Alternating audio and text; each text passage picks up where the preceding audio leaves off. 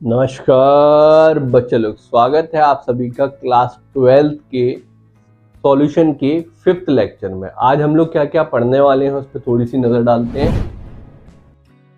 चलिए स्टार्ट करते हैं। चलिए वही बच्चा लोग सॉल्युबिलिटी को समझते हैं कि बहुत ही मजेदार एग्जाम्पल के साथ। जैसे ये है गिलास, इसमें क्या है, पानी।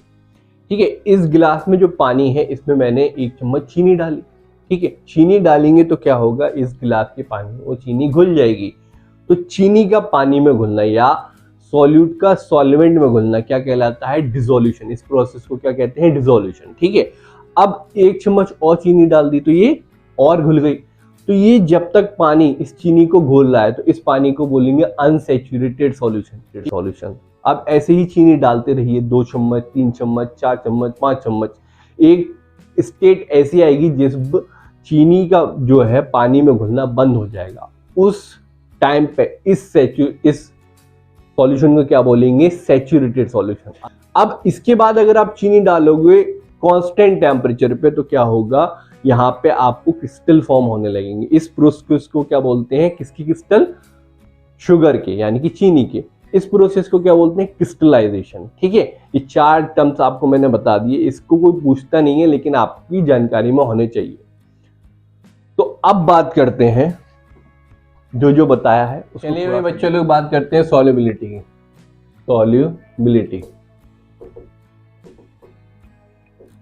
सॉल्युबिलिटी क्या होती है कि मैक्सिमम अमाउंट ऑफ सॉल्यूट जो किसी भी सॉल्वेंट में, स्पेसिफिक अमाउंट ऑफ सॉल्वेंट में किसी कांस्टेंट टेम्परेचर पे डिसॉल्व किया जा सके, that is what we call solubility.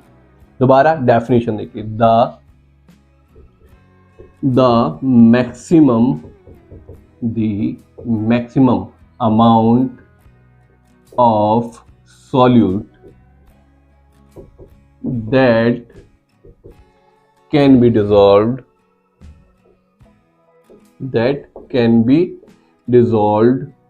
किसमें, in a specified amount of solvent, in a specified amount of solvent at constant temperature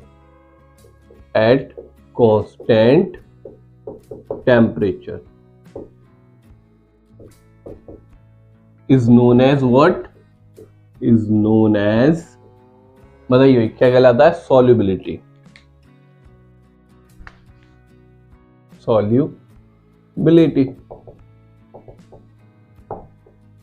ठीक है, चलिए भाई देखिए अनसैचुरेटेड सॉल्यूशन को देखिए क्या कहलाता है, unsaturated solution.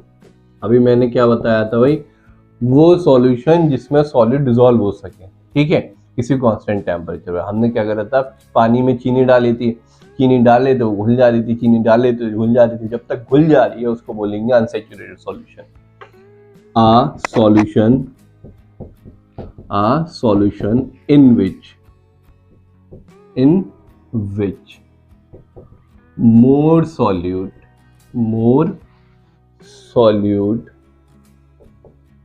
can be dissolved is known as unsaturated solution।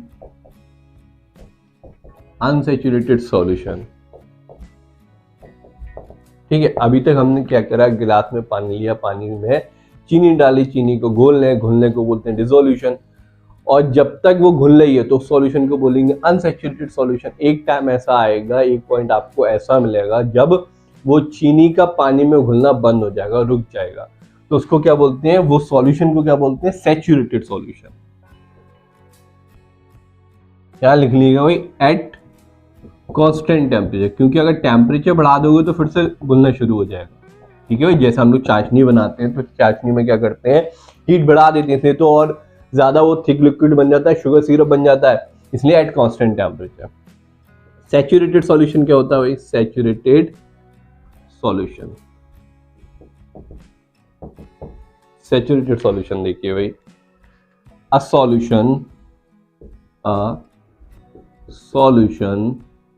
in which no more solute can be dissolved at constant temperature is known as saturated solution. Is known as saturated solution. सही है भाई? तो हमें dissolution समझ में आ गया, unsaturated solution समझ में आ गया और सैचुरेटेड सॉल्यूशन समझ में आ गया। इतना आप नोट करिए, फिर बात करते हैं आगे। चलिए भाई बच्चा लोग, इस चैप्टर में हम लोग क्या बात करने वाले हैं? Solubility of gas in liquid, solubility of solid in liquid. तो सबसे पहले solubility of solid in liquid देख लें, क्योंकि बहुत छोटा सा है। जो मेनली आपके इस चैप्टर में चलेगा वो चलेगा solubility of gas in liquid. तो देखिए solubility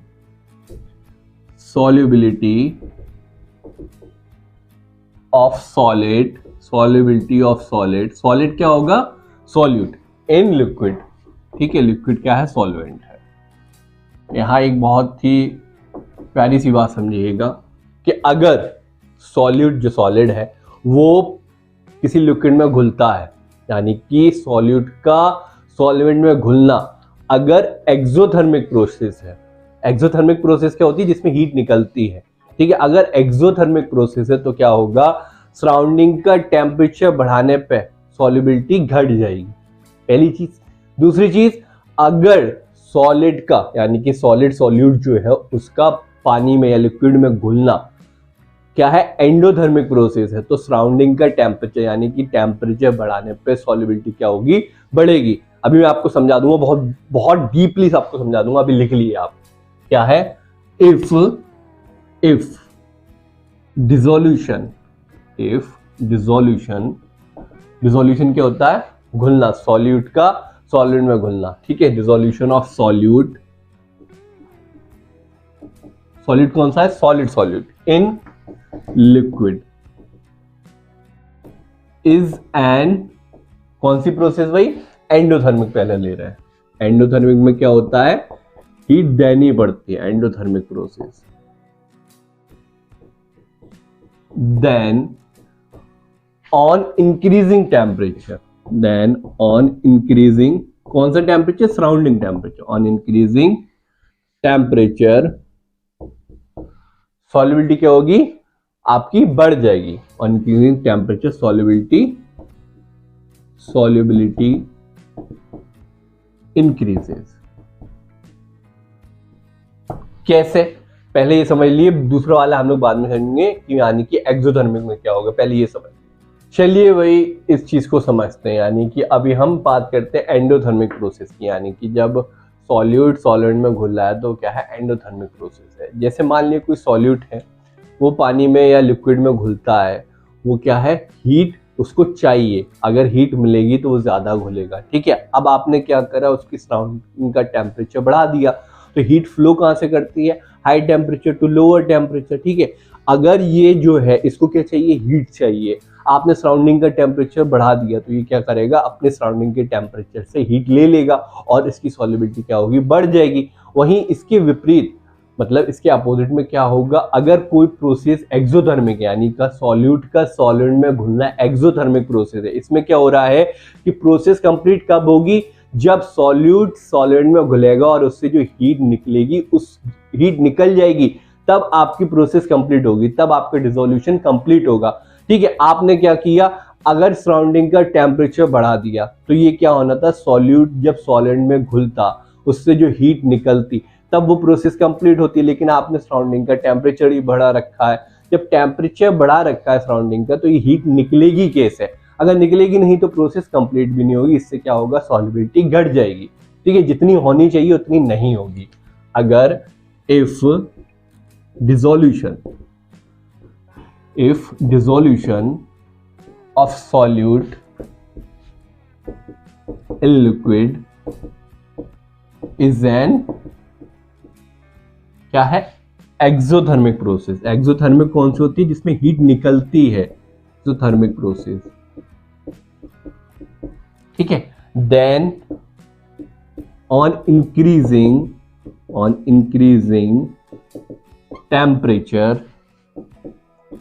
temperature solubility solubility decreases। ये आपका solubility of solid in liquid के दो, पहला रीजन यानी कि पहला फैक्टर इफेक्ट ऑफ टेम्परेचर। ठीक है भाई, ये क्या है आपका पहला फैक्टर है सॉलिड का लिक्विड में जो सॉल्युबिलिटी है उस पर क्या फर्क पड़ेगा अगर हम टेम्परेचर को बढ़ाएं या घटाएं। मैंने दोनों बता दी। ठीक है, अब दूसरा इसका फैक्टर देखिए प्रेशर से।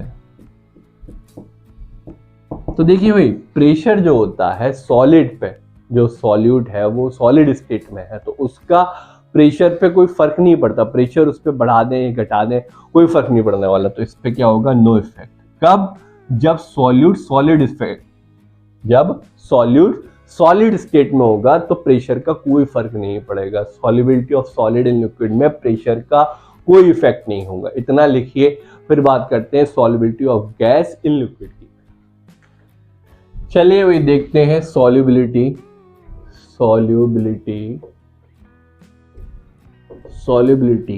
Of gas in liquid. Solubility of gas in liquid, इसमें सबसे पहले देखते हैं हम इफेक्ट ऑफ टेम्परेचर। उसमें देखा था, इसमें भी देखते हैं इफेक्ट ऑफ टेम्परेचर। कि टेम्परेचर बढ़ाने पे या घटाने पे क्या फर्क पड़ेगा गैस की सॉल्युबिलिटी का लिक्विड में। तो सबसे पहले समझिए, जो गैस है लिक्विड में जो डिसॉल्व होती है वो क्या है, एक्सोथर्मिक प्रोसेस है। तो हमने पहले ही समझ लिया था अपने प्रीवियस उसमें जब हम सॉलिड की बात कर रहे थे, क्या होता है एक्सोथर्मिक अगर प्रोसेस है तो टेम्परेचर बढ़ाने पे सॉल्युबिलिटी घटेगी और टेम्परेचर घटाने पे सॉल्युबिलिटी बढ़ेगी। रीजन वही है जो मैंने प्रीवियस आपको समझा दिया है। तो वही देखिए, डिसोल्यूशन ऑफ गैस, ठीक है, dissolution of gas in liquid is an exothermic reaction. Hence on increasing temperature क्या होगा भाई, solubility decreases। अगर टेम्परेचर घटाओगे तो क्या होगा, सॉल्युबिलिटी बढ़ जाएगी। अब एक और देख लेते हैं इफेक्ट ऑफ प्रेशर किस पे, solubility of gas in liquid पे। तो ये जो रिलेशन है यानी कि solubility of gas in liquid का प्रेशर से जो रिलेशन है, यानी कि प्रेशर से क्या फर्क पड़ेगा सॉल्युबिलिटी ऑफ गैस पे इन लिक्विड में, तो वो किसने दिया था, हमारे सबसे विख्यात साइंटिस्ट, क्या नाम है अपने, हेनरी साहब ने बहुत रिलेशन दिया था। बहुत ही सिंपल सी बात बोली थी उन्होंने कि जैसे कोई बीकर है, ये कोई बीकर है, इसमें ये लिक्विड है, ठीक है, इसके ऊपर क्या करा, एक आपने पिस्टन लगा दिया। पिस्टन समझते हैं ना आप, ये पिस्टन है, ठीक है, और ये क्या है आपकी गैस है, कोई भी गैस है। तो इन्होंने बहुत सिंपल सी बात बोली थी कि जैसे जैसे आप प्रेशर बढ़ाओगे solubility of gas in liquid बढ़ जाएगा। सीधी सी बात है। जैसे अगर इस पे एक, ऐसा करिए आप इधर देख लिए, तो इसमें जब एक वेट रखा हुआ है तो क्या है, प्रेशर क्या है कि कम है एज कंपेयर टू 3 वेट रखने से, ठीक है। तो प्रेशर कम है तो ये जो आपको मॉलिक्यूल्स दिख रहे हैं गैस के, वो इस सरफेस से टकराएंगे भी कम, क्योंकि प्रेशर कम है। तो टकराएंगे कम तो उसमें क्या होगा, डिसॉल्व भी कम होंगे तो सॉल्युबिलिटी भी कम होगी। अगर जब वेट कितना 3 रख दिए जाते हैं, इधर देखिए 3 रख देते हैं या 4 रख देते हैं, बढ़ा देते हैं वेट को, तो क्या होता है, प्रेशर बढ़ जाता है। प्रेशर बढ़ जाता है तो जो number of molecules of gas हैं जो इसकी सरफेस से, लिक्विड की सरफेस से टकराएंगे, वो बढ़ जाएंगे, ठीक है। गैस क्या होती है, रैंडम मोशन दिखाती है। तो अब जब वो बढ़ जाएंगे तो क्या होगा, सॉल्युबिलिटी भी बढ़ जाएगी। तो सीधी सीधी लिख लिए, ठीक है। तो हमने क्या समझा, on increasing pressure, on increasing pressure solubility of gas in liquid increases और वाइस वर्सा। और अगर हम प्रेशर घटा देंगे तो क्या होगा, सॉल्युबिलिटी कम हो जाएगी। अब इसी चीज को क्या है, हेनरी ने एक लॉ की फॉर्म में दे दिया, हेनरीज लॉ बोलते हैं उसे, हेनरीज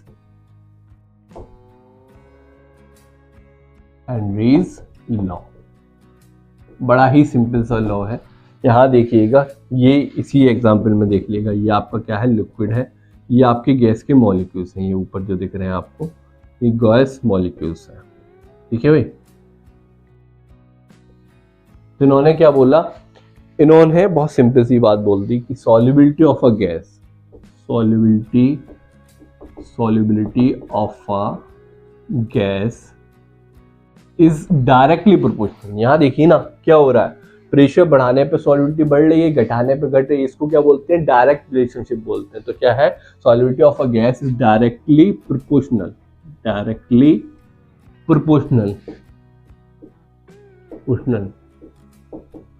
टू द प्रेशर, कौन सा pressure, over the liquid surface,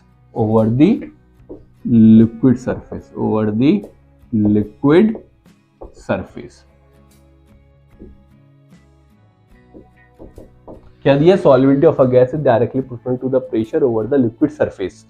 ठीक है, ये क्या हेनरी लॉ है। हेनरी लॉ अगर मैथमेटिकली बात करें,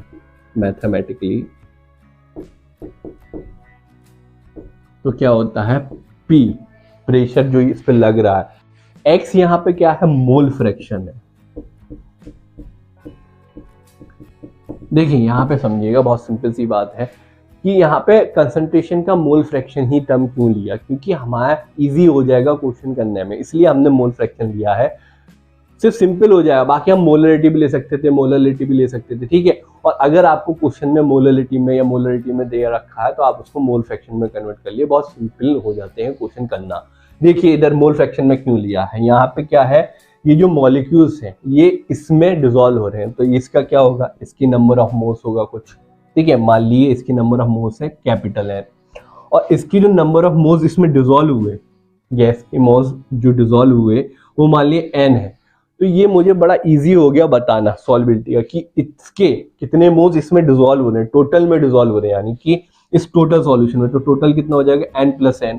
तो इस चीज को क्या बोलते हैं, मोल फ्रैक्शन, इसलिए यहाँ पे मोल फ्रैक्शन लिया है। समझ में आया कि हमारे जो गैस का मॉलिक्यूल्स डिसॉल्व हो रहा है लिक्विड में, उसको हम कैसे रिप्रेजेंट करते हैं, सबसे इजीएस्ट तरीका मोल फ्रैक्शन में, कि n number of moles dissolve हुए N+N में, यानी कि उसके भी तो मोल्स लेंगे, टोटल सॉल्यूशन के लेते हैं ना, इसलिए मोल फ्रैक्शन को लिया है। तो अब ये तो सब जानते हैं कि जब हम ये प्रोपोर्शनलिटी हटाते हैं तो प्रोपोर्शनलिटी कांस्टेंट भी आता है। तो प्रोपोर्शनलिटी कांस्टेंट क्या होगा, KH मतलब क्या होता है, KH अपना है हेनरीज लॉ कांस्टेंट। इसकी कोई वैल्यू होती है, नहीं साहब, इसकी कोई वैल्यू नहीं होती। अलग अलग टेम्परेचर, अलग अलग गैसेस की अलग अलग वैल्यू होती है, कोई ऐसे यूनिवर्सल कांस्टेंट नहीं है। अच्छा, इसकी यूनिट क्या होगी, इसकी यूनिट वही होगी जो प्रेशर की यूनिट होती है, ठीक है। ये सिर्फ प्रेशर और कुछ और नहीं है यहाँ पे। तो अपने पास आ गया P = KHX, ठीक है। इफ वी कंसिडर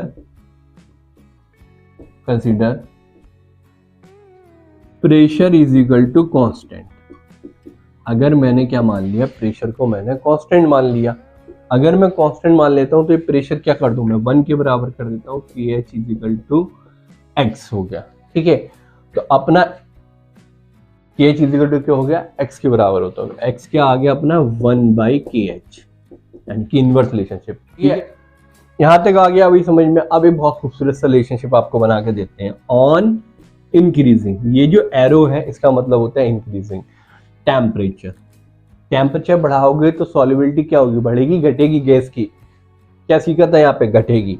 तो सॉल्युबिलिटी क्या हो जाएगी, सॉल्युबिलिटी आपकी घट जाएगी। अगर सॉल्युबिलिटी घट जाएगी तो KH क्या हो जाएगा, KH अपना बढ़ जाएगा। ये आपका एक बहुत ही खूबसूरत सा रिलेशनशिप जिसपे आपके सीबीएसई में जो आपके अब मल्टीपल चॉइस क्वेश्चन बनते हैं इस रिलेशनशिप से बन जाते हैं। ठीक है, जल्दी से नोट करिए। चलिए भाई, अब इस पे एक न्यूमेरिकल और कर लेते हैं, फिर 2 न्यूमेरिकल आपको होमवर्क में दे देंगे। ठीक है, जल्दी से एक न्यूमेरिकल देखते हैं। नमस्कार बच्चा लोग, आप मॉर्निंग क्लासेस पे केमिस्ट्री पढ़ लो तो केमिस्ट्री की तो नैया भैया पार हो गई। अब कैसे अच्छी तरीके से पार हुई, क्या डुल करके पार हुई, ये डिपेंड करता है आप पे। मॉर्निंग क्लासेस से पढ़ने के 3 नियम है, 3 रूल्स हैं। पहला रूल, नोटबुक और पेन लेकर बैठना है। आप कोई मूवी देखने नहीं आए, लेक्चर अटेंड करने आए यहाँ पे, तो नोटबुक और पेन लेकर बैठिए। दूसरा नियम कि आपको जो वीडियो है वो डाउनलोड करनी है। आप अपने पेरेंट्स से डाउनलोड करवाइए, बड़े भाई या बहन से डाउनलोड करवाइए, या खुद डाउनलोड करिए 2 से 3 घंटे पहले, जो भी आप फिक्स टाइम पे पढ़ रहे हो उससे।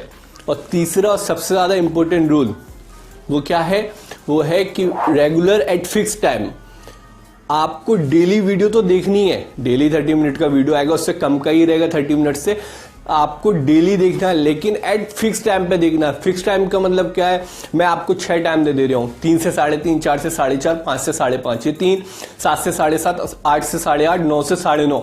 इन 6 टाइम में से कोई भी एक टाइम आप चूज कर लिए, लेकिन जो टाइम आज चूज कर रहे हैं वो बोर्ड तक या फिर जो भी आपका एम है, जब तक यही टाइम रहेगा उसको चेंज नहीं कर सकते आप। जैसे आज आपने 6 से 6:30 का चूज कर लिया, तो जब तक बोर्ड नहीं हो जाएगा आपको डेली 6 से 6:30 पढ़ना होगा। ईद हो, दिवाली हो, होली हो, क्रिसमस हो, डजेंट मैटर। अगर मैं पढ़ा रहा हूं आपको पढ़ना होगा। हॉलीडे होगी तो मैं दूंगा, टेस्ट होगा मैं लूंगा। आप अपनी तरफ से कोई भी डिसीजन नहीं लेंगे, छुट्टी नहीं कर सकते हैं। ठीक है, अगर आपने ये कर डाला तो आपका लाइफ जिंगा लाला। बोर्ड क्या है, नीट क्या है, मेन क्या है, एडवांस क्या है, सब एकदम मस्के की तरह निकल जाएगा। ठीक है, चलिए आप बच्चा लोग अब आगे लेक्चर आप देख लिए। नमस्कार। चलिए भाई, क्वेश्चन नंबर 2.4 एग्जाम्पल है एनसीईआरटी का। जिनकी बुक ओल्ड है उसमें 2.4, जिनकी बुक न्यू है उसमें 1.4। ठीक है, तो ये देख लीजिएगा भाई, एग्जाम्पल है। आप इधर देखिए, मैं इधर देखता हूं। If N2 gas is bubbled through water at 293 Kelvin, ठीक है, how many millimoles of nitrogen gas would dissolve in 1 liter of water? Water कितना दे रखा है, 1 liter. Assume that N2 gas exert a partial pressure of 0.987 bar. तो pressure अपना कितना है, 0.987 बार। ठीक है, अब KH और देख लो भाई, KH की वैल्यू कितनी दे रखी है, KH दे रखा है अपने पास 76.48 किलो बार। तो ठीक है, किलो बार से बार में कन्वर्ट करेंगे तो क्या करेंगे, 1000 का मल्टीप्लाई 76480 बार। ठीक है, 1000 का मल्टीप्लाई कर दिया तो ये आ गया। सिंपल है। तो अपने को हेनरीज लॉ के बाई अपने को हेनरी लॉ के थ्रू क्या पता है, बाई हेनरीज लॉ अपने को पता है प्रेशर बराबर होता है KH इंटू एक्स। एक्स क्या है, मोल फ्रैक्शन। अपने को बताना क्या है, अपने को बताना है कि number of millimoles of nitrogen, यानी कि नाइट्रोजन गैस जो है जो पानी में जितनी डिसॉल्व हुई है उसके अपने को मिलीमोल्स बताने हैं। तो अगर अपने को मोल फ्रैक्शन पता चल गया तो हम बहुत आराम से क्या बता देंगे, नाइट्रोजन के कितने मिलीमोल्स है। कैसे, वो देखिए, बहुत सिंपल है। सबसे पहले ये आप मोल फ्रैक्शन निकाल लिए। मोल फ्रैक्शन कितना आएगा, P कितना है, वही 0.987 is equal to 76480 into x. X क्या आ जाएगा, मोल फ्रैक्शन ऑफ नाइट्रोजन।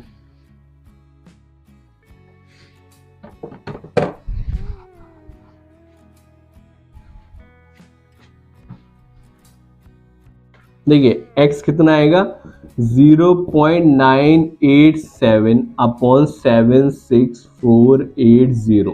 इसको डिवाइड करोगे तो कितना आएगा भाई, 1.29 इंटू 10⁻⁻5। ठीक है, ये आपका कितना आ गया, मोल फ्रैक्शन आ गया। ठीक है, मोल फ्रैक्शन हमारा आ गया। अब आगे देखिए, ये मोल फ्रैक्शन हमारे प्रीवियस लेक्चर का हमको इतना तो क्लियर है, ये किसके बराबर होगा, number of moles of nitrogen upon number of moles of nitrogen plus number of moles of H2O। ठीक है, पानी में ही तो डिजोल्व हो रहा है, तो इसी के बराबर ही तो होगा। हमें बताना क्या है, number of moles of nitrogen बताने हैं।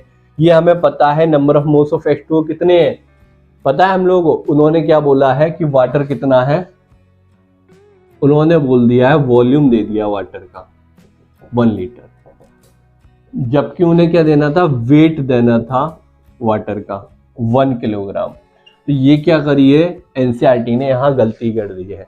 1 लीटर की जगह या उन्हें क्या करना था, किलोग्राम में या ग्राम में देना चाहिए था, ठीक है। या फिर अगर लीटर में दे रहे थे तो डेंसिटी देनी चाहिए थी। तो हम क्या कर रहे हैं, 1 लीटर को हम 1 किलोग्राम ही कंसीडर कर ले रहे हैं। तो number of moles of H2O कितना निकलेगा, यहाँ देखिए 1000 ग्राम है अपने पास, ठीक है। ये बात समझ में आ गई ना कि वॉल्यूम में दे रखा है, जबकि हमें क्या चाहिए, हमें मास में चाहिए। तो हमने लीटर को किलोग्राम मान लिया, ये गलती करी है एनसीईआरटी ने, ठीक है।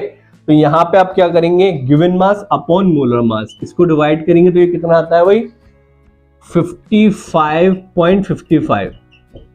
अपने यहाँ मोल फ्रैक्शन नाइट्रोजन का कितना है, 1.29 इंटू 10⁻⁻⁵। हमें number of moles of nitrogen बताने हैं, number of moles of nitrogen पता नहीं है, ये कितने हैं, 55.55। तो अच्छा एक बात देखिए कि जो number of moles of nitrogen है वो बहुत कम आएंगे एज कम्पेयर टू 55.55। तो हम क्या कर सकते हैं, नंबर ऑफ नाइट्रोजन बहुत बहुत बहुत छोटे होंगे 50.5 से, ठीक है। हम इसको क्या करते हैं, इट कैन बी इग्नोर्ड। तो क्या कर देंगे, सीधे सीधे ऐसा कर लेंगे 1.29। देखिए करने से हम उस वैसे भी कर सकते हैं, क्या है, लेकिन कैलकुलेशन ज्यादा हो जाएगी। कैलकुलेशन कम करने के लिए हम लोग ऐसा कर रहे हैं, जरा मरा सा फर्क आएगा, ज्यादा फर्क भी नहीं आएगा। तो हमने क्या करा, इसको 55.55 ही मान लिया, यानी कि जो ऐड हुआ वो जरा सा 50.5 में थोड़ा सा इंक्रीज करता है, लेकिन हमने कंसीडर कर लिया कि सेम रहेगा, इग्नोर कर दिया उस चीज को। तो नंबर ऑफ मोल्स कितने आ जाएंगे, 55.55 इंटू 1.29 इंटू 10⁻⁻⁵। तो ये कितना, 7.16 इंटू 10⁻⁻⁴ मोल। क्वेश्चन में पूछा है मिली मोल्स में, तो मिली मोल्स क्या होता है, 1 मिली मोल्स होता है 10⁻⁻³ मोल के। तो हम क्या करेंगे, 7.16 इंटू 10⁻⁻⁻1 और 10⁻⁻³ जो थी वो मिली मोल्स में चले जाएगी। तो ये आ गया मिली मोल। अब इसके इधर इंटू कर दिए तो ये आ जाएगा 0.716 मिली मोल। ये आपका फाइनल आंसर आ गया, ठीक है। अब देखिए क्वेश्चन नंबर ओल्ड बुक के हिसाब से 2.6 और 2.7 एनसीईआरटी का होमवर्क है, और न्यू बुक के हिसाब से 1.6 और 1.7। नहीं समझ में आ रहा है तो इधर देख लिए, ये 2 क्वेश्चन होमवर्क है। कल आपको सबसे पहले ये क्वेश्चन सॉल्व कराएंगे, उसके बाद लेक्चर स्टार्ट करेंगे, ठीक है। तो आज के लिए इतना ही, फिर मिलते हैं नेक्स्ट लेक्चर में। जय हिंद।